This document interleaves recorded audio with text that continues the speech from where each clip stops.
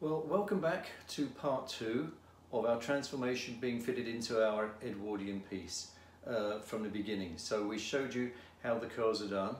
Apologise for the elbow. It's very awkward when you're working with one camera to get all the angles. So hopefully you can see enough from what I'm doing. I'm sure you'll let me know if you don't. But anyway, here we have our shape. And just because I'm going to put hair dropping over this, I'll take this clip out now so that we've got that nice ridge and wave in there. You can see it really has that Edwardian look to it. I'm now going to place the transformation through the center. So again, we pulled all the hair to the sides. I added one pad into the top, but it's basically the same shape you saw on the other Edwardian videos. The only difference is, as I was requested, could I show the transformation being made, which I did, and now we'll add it too. So we have the two pins and combs. Some have combs, some don't. Don't worry about that if they don't, because you're still going to pin in anyway. We're going to take this and place it into the top area here. So first comb into the top, second comb I'm just going to open up and clip into the bottom, and then I will drop these two areas of hair over. So instantly you've got the shape that we started to create when we did our last video. So you can imagine you could put that sort of thing in straight away and that would be finished. The nice thing is, I think when you leave some areas to finish off, it just means that you're adding it directly into the mannequin or the model. What you can see, obviously, this is almost ombre, it's almost a very modern sort of wig.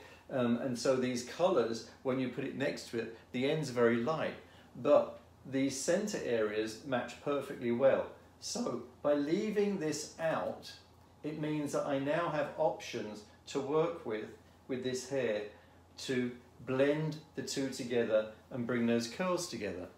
And so I can either work with both sides as a single unit, or I can work with them as like several curls. So first of all, we've put our comb in, but obviously that's not going to hold everything. So once the comb's in place, we're going to start to pin. And I had several comments asking, why haven't you got a magnet wristband so that you don't have to keep leaning back for your pins? Well, the fact of the matter is, I've always had one. I'm just terrible at using it. I'm also one of those old-fashioned hairdressers that knows that your teeth should go nowhere near pins because it ruins your teeth. I suppose it's not very hygienic, but it's something we did years ago, and you sort of try to get out of the habit so that people don't learn the wrong way. But yeah, we're none of us perfect. Anyway, so I'm just pinning around the edges. Again, if it's nice and secure with combs, you can just put a few pins in. If you're worried about it moving around, then cross pin like we did before. So all I'm doing is just putting a few pins in just to make sure that my base shape, the actual knitting of the hair piece, is nice and secure. And all you do is feel through and then just place your pins. So once that's done, I can move back to the top, and we can see that I've got quite a built up shape height-wise, so that means that my curl can come up quite nice and high as well. And I can also pin in to the real hair of the model or the hairpiece. So I'll grab my comb again, and judging, I think because of the size of the curls that I put in before, I'm going to keep this as one. Remember, I've got another piece on the opposite side. So I'm going to come in, comb any tangles out. I can back comb into the bottom, and I normally bring it, as you know, around halfway up. It really depends on what period of history we're on as to what I need to do for my back combing. I'm going to grab my hairspray, which is behind me, even though I've got my pins, something's always out of place. And then I'll grab my brush, I'll brush through. Hold it nice and firm, as I've said before, just so that you can comb your ends out. Otherwise you'll be pulling at your hairpiece. Okay, so now I'll move back to the top. So this is my puffy front area. I'm going to lightly put the hair on top. I'll grab a pin. I'll open my pin up and I'll put my pin across there. If you want to cross pin, then you can. I think I'm good with this one because it's captured all the hair. So as you can see, we just pinned into the top, and then with the same technique that I used before, I'll move back to my tail comb, make sure all those little ends are out of place, and then I will in place, not out of place. That would be wrong, wouldn't it? That would mean they're all messy still. Concentration. So I'll put my finger back in, turn, bring my curl down. So you see, I'll get my elbow out of the way this time, not like the last video. So put your finger into the hair, twist, bring it down, and then you get the perfect curl, and you can move it to whatever direction you want. Open your pin, slide your pin in, and again we're pinning into the base shape. So now everything that we've created is coming together. Now I have these ends, much like we did when we were doing our transformation on its own, but now I've got the whole head to play with. So again, make sure we hold this firm so that you can really get these ends out. If you want a little bit more back combing, once you smooth it, don't consider the back combing that's in there enough or in the right place, because once you've twisted the hair, maybe the back combing is now on the outside. So you may need to brush it through and get it out the way, and then just lightly put it back. Remember, this hair as well will have less weight to it because we've already put some of it up, and so you can maneuver it much easier. So we're doing the same again. I'm going to twist it, and then all my ends can be tucked underneath. I can bring this up to the top of the head shape, and I'm just going to let go of that, and I'm just going to show you that. I'm going to bend her forward a little bit more for you so that we're getting that, we're twisting it around. I can bring that up into the head shape, open my pin, and then place that directly into that top weighted area. Just get my spray and spray a little more. Pop that down. See how that shape is looking to me with those two curls. I like that, that's sitting nicely. That's show you from the front. If I can lift her up, now she doesn't want to move. So there you can see the curls are beginning to show from the front, but they blend really nicely. So it's almost, even though it's quite light on the ends, it's almost just got a summer look to it. So it doesn't separate it from the rest of this shape that we've built. I'll now come over to the opposite side. And so maybe I'll twist her around completely for you. So this is the shorter side. This, which comes over and has the dents, is still part of the heavier side, so that our shape slopes down. So these looks are very much as if they'd been thrown up, but like put up very quickly, and yet that's the whole idea. Back then it was like, oh, it's rough and tumble, but really it took time to do. And then other ones were more elegant as well. So I'm going to keep this as a single piece, comb through again. I'll back comb into the base and halfway through.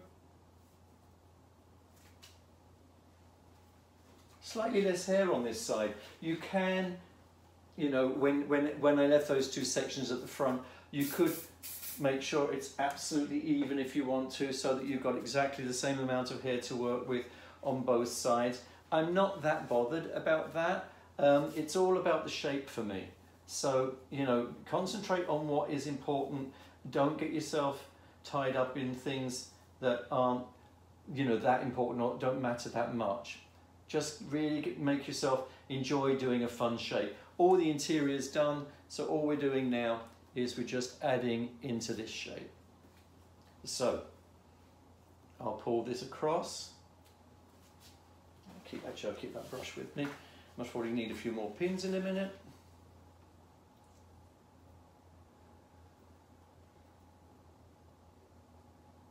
Put this across into that shape.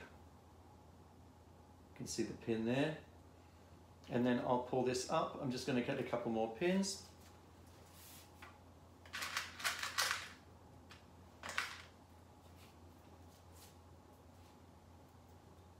And then we'll place that. Another point to make as well, if you're looking at this would make a nice ribbon effect around the edge. So there's many different ways that you could set these in. As I say, each shape I think should be individual, so that each hairdresser, each person that was walking out of a shop in the day, or anyone that's in a play or anything at the moment, should have their own look, so that you individualize the look. Okay, so pulling back here and then twisting with my finger again, I can bring this curl right into that shape. The colors blend really beautifully. Open my pin, close it down, open my curl out, then I'll just use a little spray on that. And then with the hair that I've got left, holding it firm,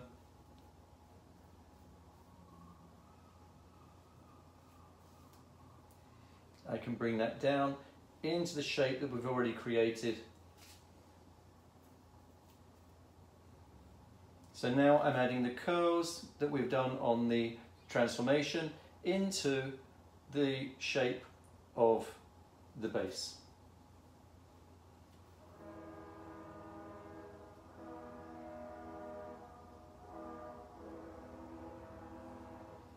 And that is the midday bell.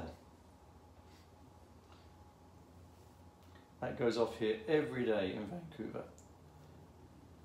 Okay, one small curl into the bottom.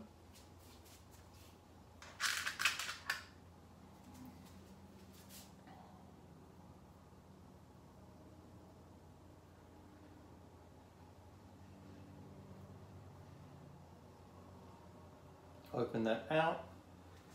And now you can see the shape is really coming together nicely. Now I'll move into the bottom area and we'll finish the curls off, which brings the whole look together.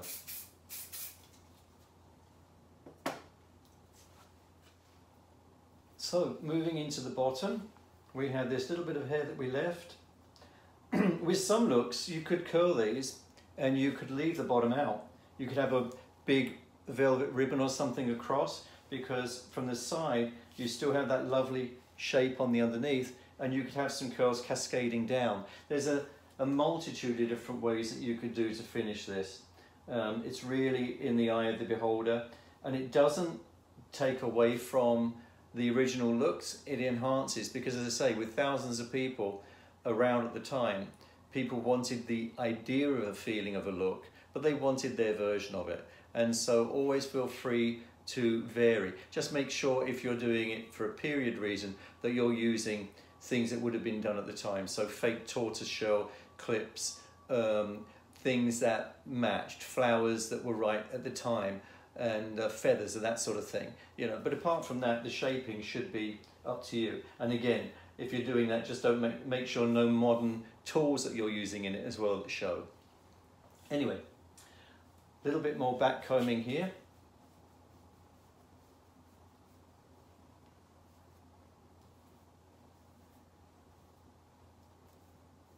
I'm going to bring this to the side, and the reason is obviously we want to see this outside shape, so I want to bring it to the side. I'm attaching it to the real hair of the mannequin or the person, and then I'm bringing it back on itself. I will twist again into my shape.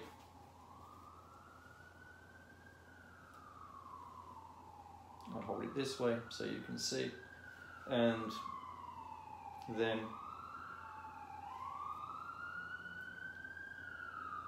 I can place that into the shape. And for me, I want to tuck this area out the way because I want to bring that down.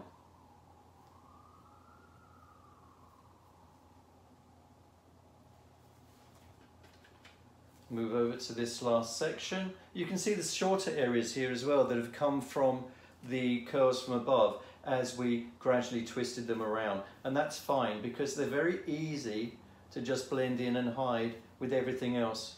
As long as you've got a bit of a wave or a curl in them, they'll act as you need them to. I'm keeping a sort of evenness to the curls. As I say, with different shapes, you know, there's so many things I could tell you, but like you could start with larger curls, medium curls, and tiny curls in the bottom, which would be really pretty. You can do an even amount of curls like we have here, or you know, you could do one or two very large curls and just have that as your actual look on top. It's almost just like a cottage loaf or a bun type thing, but you'd have like one or two of them within the shape. And again, once you've got combs, pearls, feathers, whatever in there, then you're adding to your shape anyway. So you may not want it to be that busy just because you've got other things being added, or you might want it all to be about the hair because you're that stylist that wants people to know that you did this style, so that those people are going to ask where they went, so that you know, they would be coming to your Edwardian salon because your looks were so different. So the world's your oyster when it comes to how you're going to put these shapes together.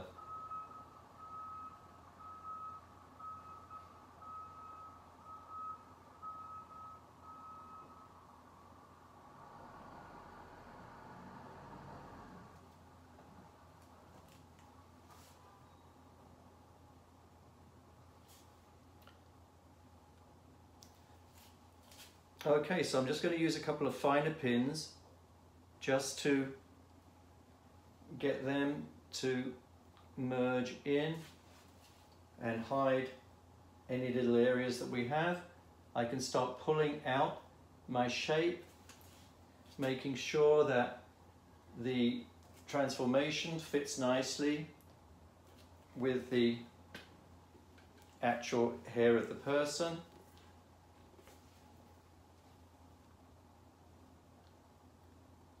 And with all the curls that you did earlier, you can just adjust them as you see fit so that they fit with the shape.